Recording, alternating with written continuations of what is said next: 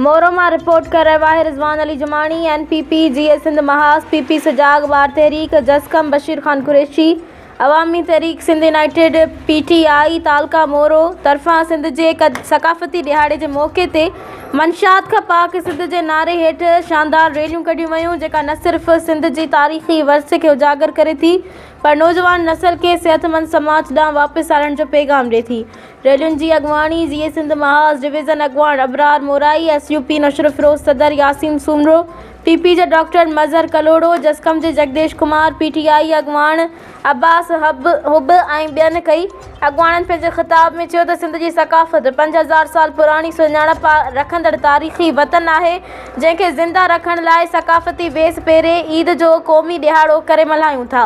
हिननि चयो त असांजी ज़रख़ेज़ धरती खे करप्ट हुकुमराननि तरानो वणाए छॾियो आहे। सिंध में मंशात ते ज़ाब्ते आणण बजाए खुलेआम विकिरो करण जी छूट ॾिनी वई आहे।